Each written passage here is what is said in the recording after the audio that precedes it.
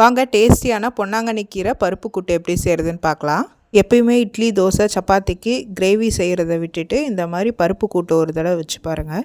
அதுக்கு 70 கிராம் துவரம் பருப்பை 2-3 தடவை கழுவிட்டு தண்ணியை ட்ரெயின் பண்ணிவிட்டு வைங்க. அதோட 10 சின்ன வெங்காயம், 5 பூண்டு, 2 தக்காளி ரஃபாக சாப் பண்ணி, 1/4 டீஸ்பூன் மஞ்சள் பொடி, தேவையான அளவுக்கு தண்ணி, 1/2 டீஸ்பூன் கடலெண்ணெய், 2 கை க்ளீன் பண்ணி வச்சுருக்க பொன்னாங்கண்ணி கீரையை ஃபைனாக சாப் பண்ணி அதையும் ஆட் பண்ணிக்கோங்க.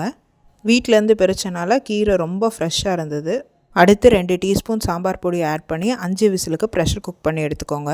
ப்ரெஷர் ரிலீஸ் ஆனோடனே பருப்பையும் கீரையும் மேஷ் பண்ணிவிட்டு கொதிக்க விடுங்க. பருப்பு வேகிற கேப்பில் மிக்சர் ஜாரில் 2 டேபிள் ஸ்பூன் துருவன தேங்காய், 1/2 டீஸ்பூன் ஜீரகம் வச்சு மைய அரைச்சி ரெடி பண்ணி வச்சுக்கோங்க. வெந்த பருப்பு ஒரு கொதி வந்த பிறகு தேங்காய் பேஸ்ட்டு சேர்த்து 2 கொதி விடுங்க. தேவையான அளவு உப்பு சேர்த்து டேஸ்ட் கரெக்டாக இருக்கான்னு செக் பண்ணிக்கோங்க. தாளிப்புக்கு கடாயில் 1 டீஸ்பூன் கடலை எண்ணெய் காஞ்ச உடனே 1 டீஸ்பூன் வடகம் சேர்த்து பொரிய விடுங்க. வடகம் பொரிஞ்ச உடனே கூட்டு மேலே டாப் பண்ணிடுங்க. டேஸ்டியான பொன்னாங்கண்ணி கீரை பருப்பு கூட்டு ரெடி. செஞ்சு பார்த்து எப்படி இருக்குன்னு சொல்லுங்கள். பொன்னாங்கண்ணி கீரை ஹேர், ஐ அண்ட் ஸ்கின்னுக்கு ரொம்ப நல்லது. அது மட்டும் இல்லாத அதில் விட்டமின், மினரல்ஸ் அண்ட் ஃபைபர் இருக்குது. எப்போ பார்த்தாலும் வாங்கி செய்யுங்க. அப்போ குக்கிங் ஹெல்தி லிவிங்.